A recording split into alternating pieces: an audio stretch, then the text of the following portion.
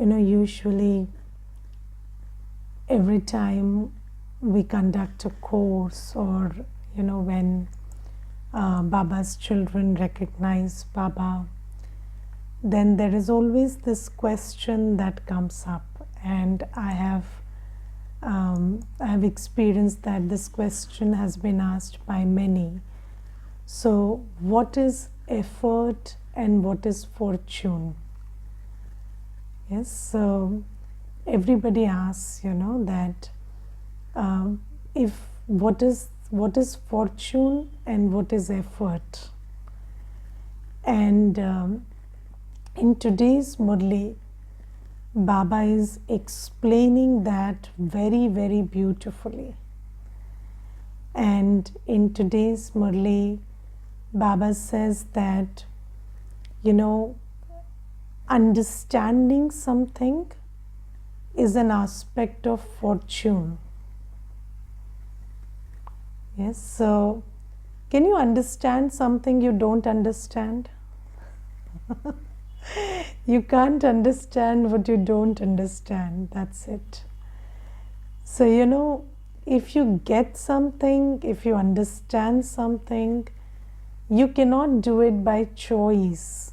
It's something you are bestowed with. If something makes sense to you, it makes sense to you. You cannot choose to, choose whether it should make sense to you or shouldn't make sense to you. So it's very interesting, Baba, the way Baba answers our questions is very, very interesting.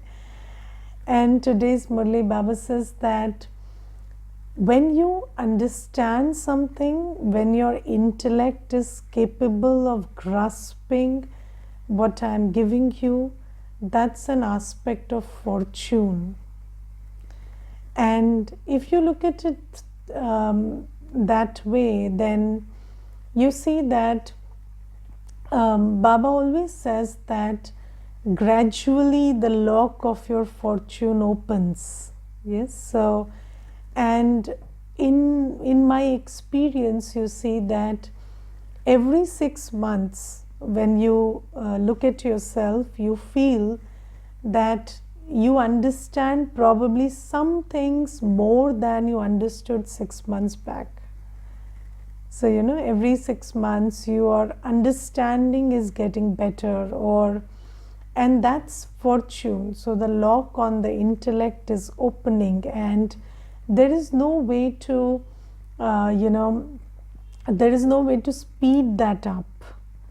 So it's predestined. So this is one aspect of what Baba says is fortune.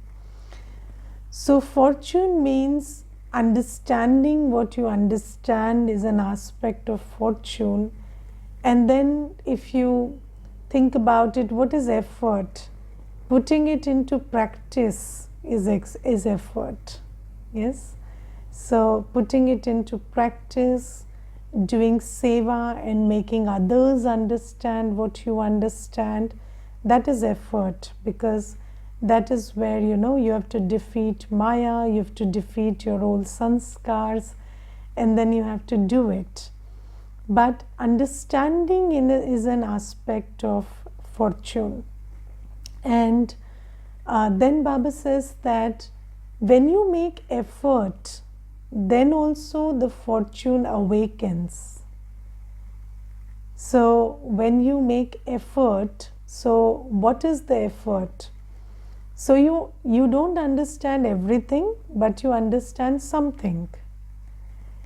And when you apply that, when you imbibe that and you practice that, and then you also awaken others about that, then that is effort. And when you make that effort, then your fortune further awakens. And then you start understanding more. So, this combination of fortune and effort, this is what takes us ahead in the journey. And then Baba also today talks about the signs of unfortunate children. So, Baba says that if you sit in the class but you don't understand anything, that's unfortunate. So then Baba would say, okay, this one doesn't have the fortune. So if somebody doesn't have the fortune, what can we do about it? Yes. But then Baba says, but you children are not those children who are daily daily in communion with Baba or reading the Murli. Obviously we are understanding things. So Baba says it is very fortunate of you that you get what you get. So you're getting it, your intellect is understanding it. And then Baba says that now you make the effort to put it into practice, to imbibe it, and also share it with others, do the seva. That's your duty, to do the service of others by explaining what you understand to them. So this is something. And then about this fortune and effort, Baba also clarifies that time is a very important aspect in this journey of fortune. So Baba says that fortune is also related to time. So Baba says Bharat was fortunate in Satyug and Treta Yug, and then misfortune happened from Dwapar Yug. From the Copper Age, misfortune set in Bharat. And just like in the first segment we talked about intellect and fortune, so how does Ravan make us unfortunate? By putting a lock on our intellect. Yes, so our intellects got locked, and sometimes in the Murli Baba says your intellects have Godrej locks on them. So Baba says that in those times Godrej was a very celebrated company, and these days there's so much competition, but at that time it dominated the market, and then it's the best locks they made. So Baba says that Godrej locks you have on your intellect, and that has been placed by Maya. So Baba says, what does Ravan do? What does Maya do? It places big locks on your intellect, and then your intellect, which was supposed to have the capacity to discern, decide, distinguish wrong from right, true from false, all that is lost. And then you fall in the trap of Maya. And in the blessing today also Baba says that Maya's most royal and subtle form is convincing you that all the wrong is right. Yes, so this is what Maya does, and Maya puts a lock on our intellect, and then we start accepting all the false as true, all the good as bad, and all the bad as good. And just think about your relationship with purity. So because in Ravan Rajya our intellects are so twisted that we celebrate all that is impure and look down upon all that is pure. So in these days you want to be pure, there's a lot of struggle, there's a lot of effort you have to make. You don't fit into society if you embrace purity. Yes, and then if you're impure, then you are one among everybody, you are accepted, celebrated. So Baba says this is what Maya does. It twists our intellect in such a manner that everything, every virtue becomes not fashionable, not celebrated, and every vice becomes very celebrated. And this is how Maya locks our intellect. And Baba says that this is also an aspect of time. So basically, half the cycle there will be, fortune, and your intellects will be open. And Baba says, Paras Buddhi you will be. So Baba says that Lakshmi and Narayan are Parasnath, Parasnathini. So divine intellect, Parasnath, Parasnathini means the Lord of divinity. So there will be divine intellect for 2 yugas. So an intellect that is capable of understanding and distinguishing between right, wrong, true, false, good, bad. There is accurate discernment and decision making. All that will happen for 2 yugas, Satyug and Treta Yuga. And then according to time, we will move into Ravan Rajya, where our intellects will lose the capacity to discern and decide well. And then Baba says that then I come, and there is a time for Baba to come. And when Baba comes, then what does Baba do? So Baba is called the bestower or restorer of intellect. So buddhivano ki buddhi. So we always call Baba by many names in bhakti, and in Christianity he is called the restorer of intellect. In Hinduism he is called buddhivano ki buddhi. And then Baba again reinstates our buddhi. So then Baba speaks the truth to us. He again gives us the knowledge and the power to distinguish the true from the false. But then Baba says, so this is the, this is the Behad ki Takdeer. So this is the unlimited in the drama. So there is a time when you don't have, you are Paras Buddhi. There is a time when you have to be Patthar Buddhi. That is according to the unlimited time cycle. So Satyug Treta is the Yug for Paras Buddhi, and Dwapar Kalyug is the time for Patthar Buddhi. But then Baba comes, Baba also has a fixed time to come in the confluence age. And Baba says, when I come, then there is the possibility of changing from Patthar Buddhi to Paras Buddhi. But then whether you change or not depends on your individual fortune. So there is a collective fortune, and then there is an individual fortune.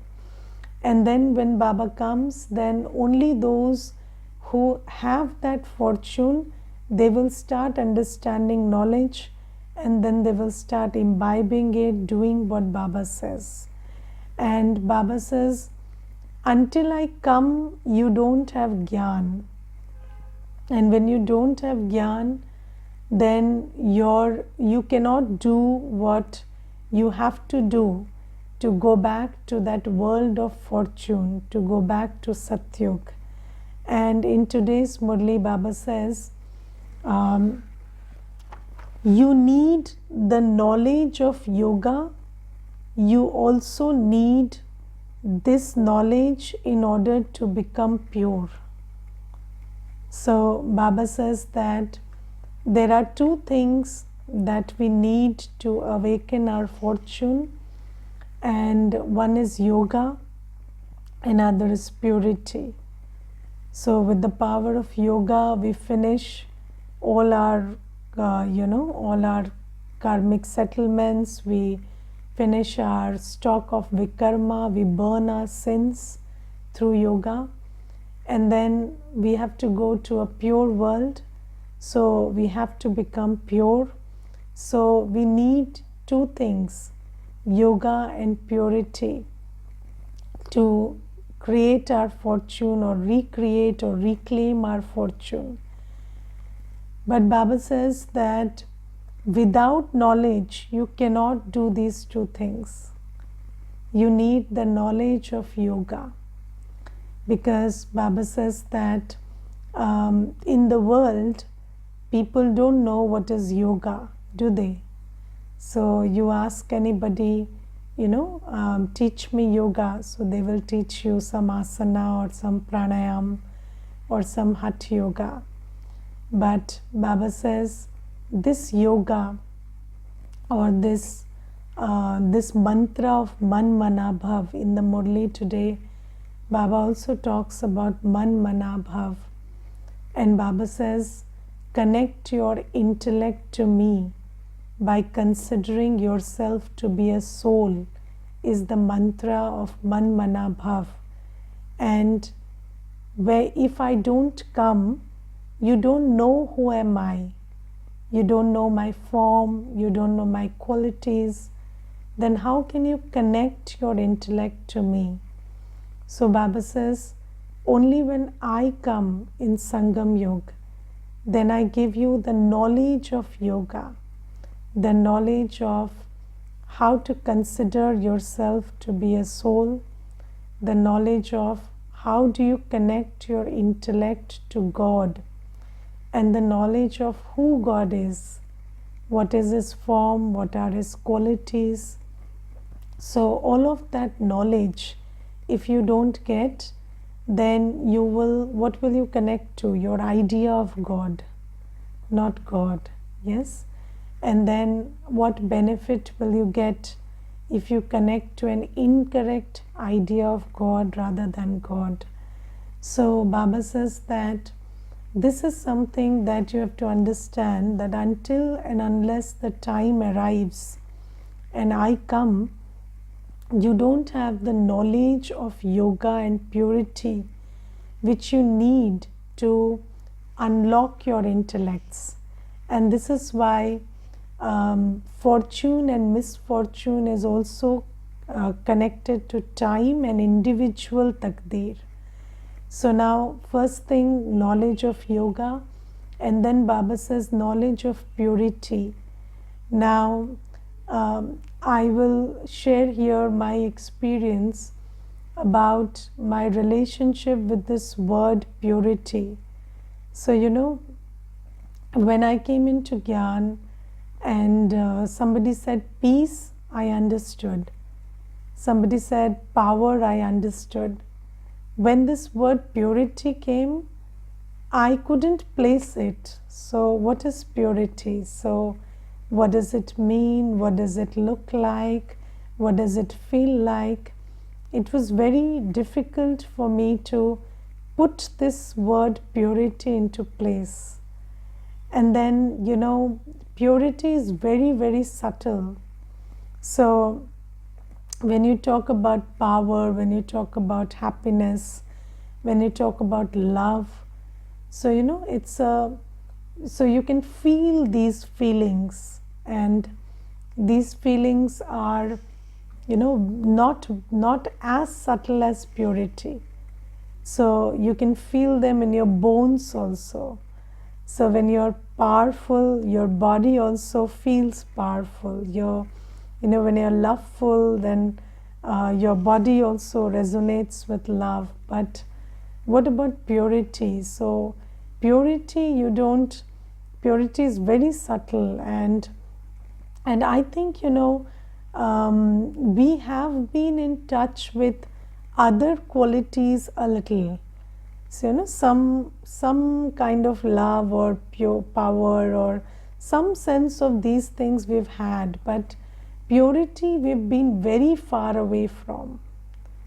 So explaining purity, understanding purity is very difficult. And when Baba comes, so and in the world, how do you practice purity, or how do you embrace purity, or how do you become pure?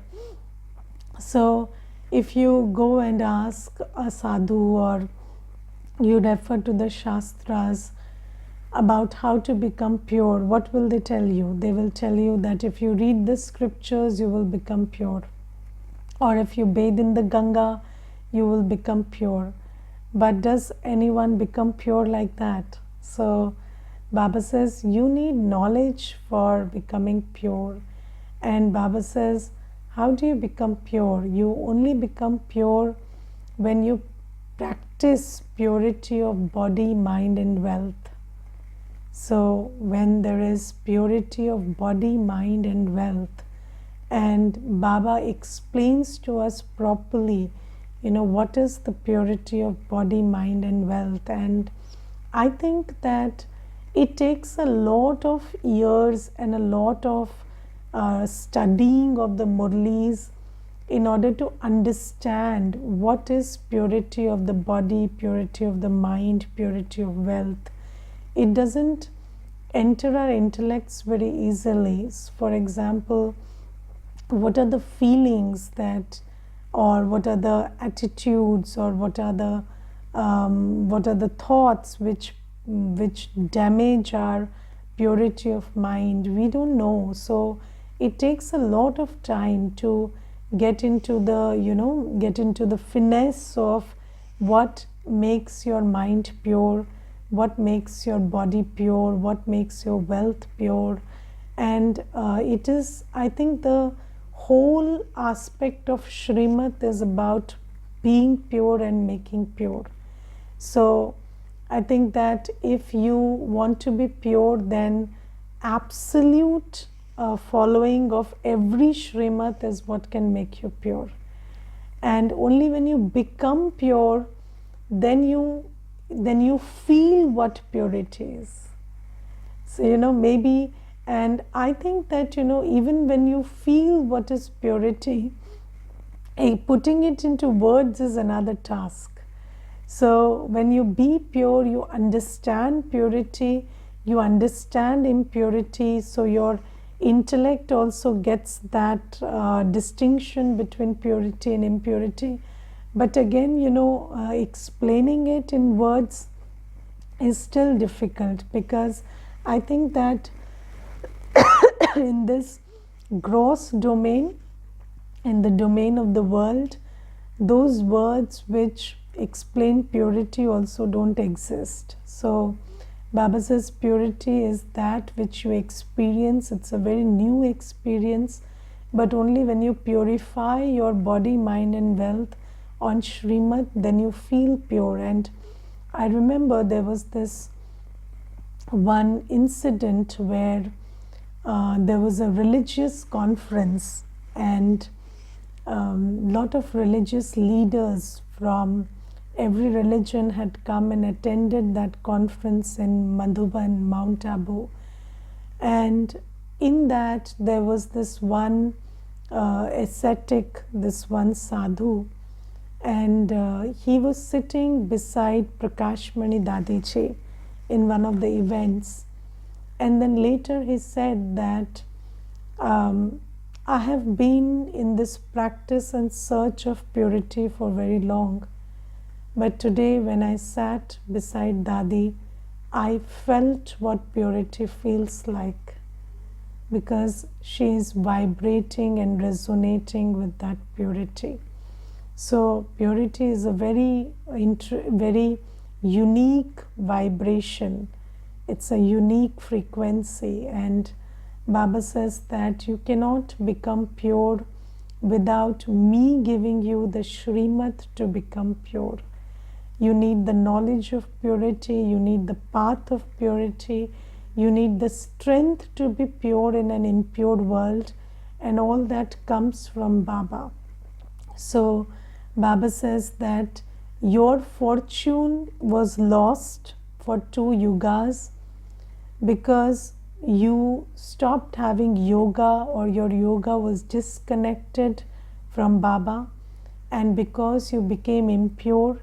And only when I come do I awaken your fortune by giving you the knowledge and the understanding and the power of both yoga and purity. So this is also something that Baba says.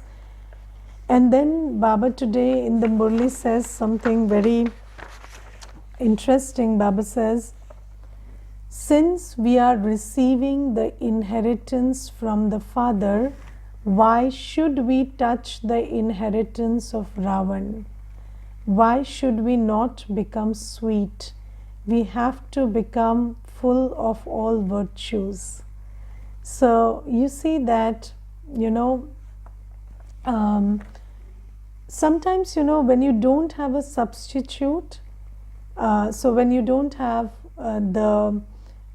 so let's say in astrology, they say that wear this diamond or wear this stone, and then the person cannot afford the stone, so they go for the second best. Yes, so they always have a substitute which is given.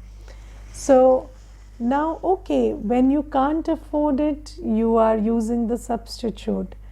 But if you're given the real thing, would you still go for the substitute?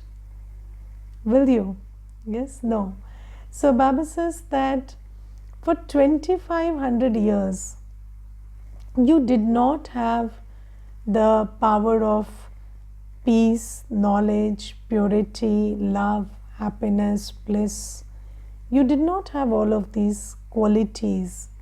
You did not have the power to tolerate or the power to accommodate, or you didn't have the power to discern, decide. So you used the vices. Yes, so you used bad substitutes. The bad substitute for love is lust and attachment. Yes, so you used all the vices because you didn't have any other method to go about life and get work done. So Baba says, okay, that was all fine. But now that I'm giving you the virtues, I'm giving you the powers, I'm giving you the knowledge, I'm giving you the treasures, why do you still use Ravan's property? Yes, so you know that habit is a very difficult thing to, so they say habits die hard. And now we are in the habit of using Ravan's property. So I think that when Baba has come, Baba today says, why not become sweet? Now what is sweet? Sweet is viceless. So you only become sweet when you're viceless. You cannot be vicious and sweet. So you can be, vicious and externally sweet, but you cannot be vicious and sweet, really sweet. So Baba says, why didn't you stop being vicious? And I think that when Baba comes, Baba gives us enough treasures which are enough, absolutely enough for us to leave our vices. So Baba gives us enough knowledge, enough powers, enough virtues, and if we start using them and stop using the vices, then they are enough for us. But I think that we don't use them, we just keep using the vices and the old belief systems and Ravan Mat out of habit. Yes, don't you?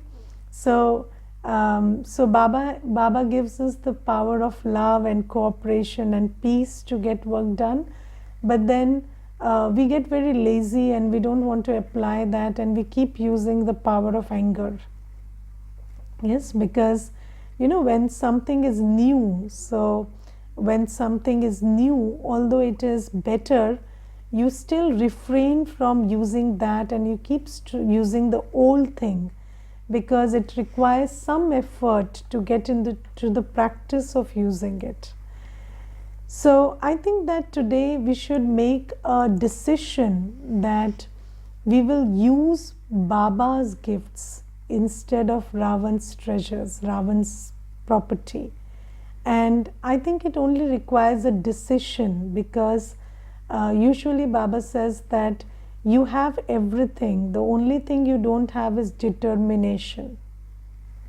So if you create a determined thought that come what may, I don't want to use Ravan's property ever.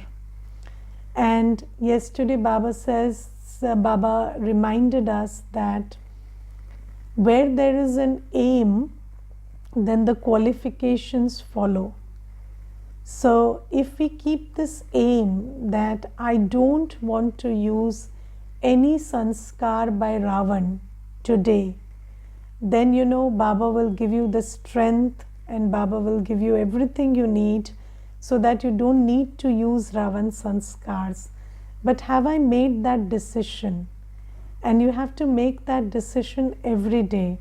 And yesterday somebody sent me a very good quotation. The quotation read, just spend 24 hours without criticizing and getting angry, and it will change your life. And you see that people in the world, they hear these quotations, they even coin these quotations, but they don't have the substitute for it. They don't have the substitute for the consciousness that creates criticism, the attitude that creates criticism, because you see that changing anything at the point of behavior is not possible until you change it in the root of consciousness. So what is the root consciousness which creates the fruit of criticism? So the root consciousness is less than, more than, right, wrong. And when you switch your consciousness to everyone is a soul and everyone is unique, nobody is less or more than another, nobody is right or wrong, then you will be able to accept and not criticize. So Baba is the only one who gives us the strength of the consciousness, the attitude, the vision, the aim, that which can lead to this shift in these qualities, this behavior that we exhibit all day. But Baba says that the world doesn't have these treasures. The world doesn't have the treasure of soul consciousness or the attitude of, we are brother souls or we are children of one God. These attitudes, these seeds of consciousness are not available to the world, but we have these. And from these seeds, these roots grow the tree of virtues. And have you seen that image of the tree of virtues? So if you Google it, the tree of virtues, Brahma Kumaris, you will get it. So in that tree of virtues, it is shown that, from the seed of soul consciousness, so many virtues can grow. And Baba has given us all of these treasures, the treasures of soul consciousness, the treasure of supreme soul consciousness, the treasure of attitude of being a master benefactor. So many attitudes Baba has given us. And if we want, we are the only people who can stop using Ravan's sanskars and start using what Baba has given. But it requires determination and a decision. Because what you've been doing for many ages is very easy, it's a sanskar. So using anger, using criticism, using complaint, using the tool of defaming somebody, using the tool of getting hurt, using the tool of playing a victim, these are very easy tools. Or blame, the tool of blame. So we have been using these for so long, but Baba says this is Ravan's property. And can you stop stop belonging to someone if you're still using their property? No. So Baba says if you want to be free from the clutches of Ravan, first stop using his property. So this is something. And then Baba today says that Baba says, will you not obey me? So Baba says that the Father sits here and tells you souls, you children, remember me, don't become impure in this last birth, and I will make you into the masters of the world. Will you not obey me? Otherwise, you won't even be able to receive unlimited happiness. at least become pure in this birth, I guarantee that I will make you into the masters of the world. Now you think about it, think about the bargain. So Baba is saying that if you become pure in this one birth, I will guarantee you 21 births of happiness. So Baba says, still will you not obey me? So don't you understand the transaction? Don't you understand that what you have to give up is very little and what you're getting is huge? So Baba is calling out to us to just, be pure in this one birth. And Baba says, this much will guarantee unlimited happiness. I have come here to give you unlimited happiness. Just fulfill this one condition and I will give it to you.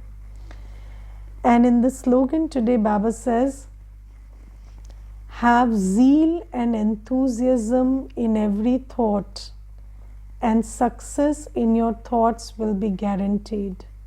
So, Brahmins, we Brahmin children, because we are learning from Baba, so obviously we have elevated thoughts because Baba has given us the treasure of elevated thoughts. But our thoughts, usually, we think so much and think very nice. But then it doesn't materialize into action because there is lack of zeal and enthusiasm. And I will just tell you one thing in this regard. There is a Kumar brother, and yesterday he called me up Sunday evening, and he was very happy, full of zeal and enthusiasm. And then I asked him, usually he's not like that. Usually he is, oh, my life is hell and I'm slogging and there's so much to do and this and that, this kind of thing he says. But then yesterday he was full of zeal and enthusiasm, and then I asked him what happened. So he said, today I cleaned my room and I washed the clothes and I did a lot of work, and I don't know what but I'm feeling very happy and very enthusiastic today. So, the secret of being full of zeal and enthusiasm is to use your body, mind and wealth in good karma. So when you put your resources, your specialities, your talents to good use, the product of that is zeal and enthusiasm. And when you're full of zeal and enthusiasm, then every thought you create will meet success. It will be fulfilled. So Baba says that we must understand the method to being full of zeal and enthusiasm. You cannot be full of zeal and enthusiasm by listening to a motivational lecture. You can only be full of zeal and enthusiasm when you use your resources right, whether it is your specialities, your talents, your body, mind, wealth, whatever. If you use them right, then you will be full of zeal, and then every thought you create can be materialized. Okay? Om Shanti.